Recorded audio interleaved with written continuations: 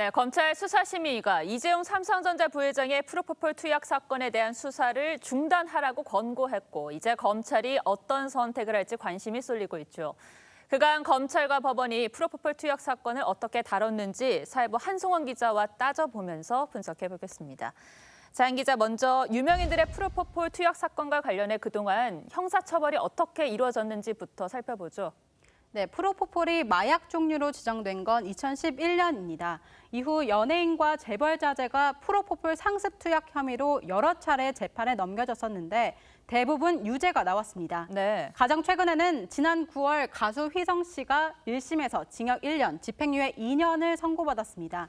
배우 박시연, 장미인의 이승현 씨도 2014년에 프로포폴 상습 투약 혐의로 집행유예가 확정됐습니다. 네. 또 애경그룹 회장의 셋째 아들 최승석 전 애경개발 대표는 지난해 9월 1심에서 징역 8개월의 실형을 선고받고 법정 구속됐다가 지금은 보석으로 나와 2심 선고를 기다리는 중입니다.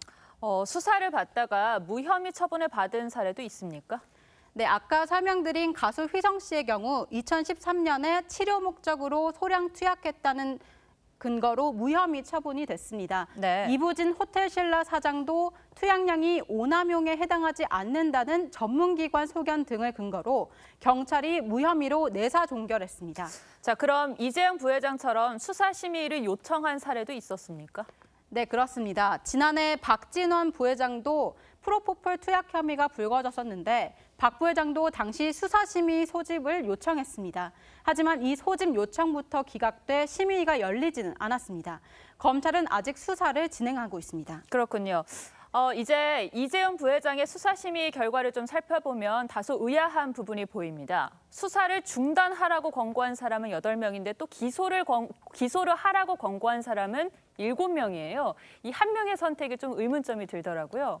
네, 여기를 보시면 수사 계속 여부에서 반대를 냈던 한 명이 기소 의견을 냈다, 그렇게 추측해 볼 수 있는데요. 예. 해석을 해보자면 첫 번째로 수사가 충분하게 됐으니 수사를 중단하고 기소하라고 의견을 냈을 가능성이 있습니다.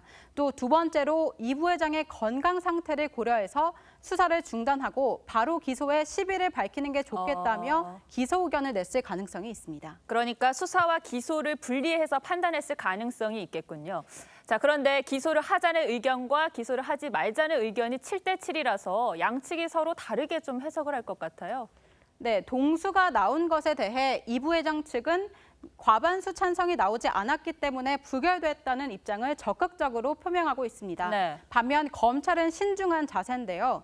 공식적으로는 수사 결과와 수사심의 의견을 종합해 최종 처분을 검토하겠다고 했습니다. 검찰의 한 관계자는 찬반 동수는 심의가 아무런 결론을 내리지 못한 것으로도 볼 수 있다고 했습니다. 또 기소와 불기소가 팽팽히 맞선 만큼 재판을 통해 따져봐야 한다는 의견도 있습니다. 네. 검찰은 지난해 9월에도 심의위가 불기소를 권고했지만 이 부회장을 경영권 불법 승계 관련 혐의로 불구속 기소했었는데요. 네네. 이번에도 검찰이 기소 쪽으로 기울 가능성이 높다는 전망이 나옵니다. 이 부회장이 또 한 번 재판장에 설 수도 있겠군요. 한 기자 잘 들었습니다.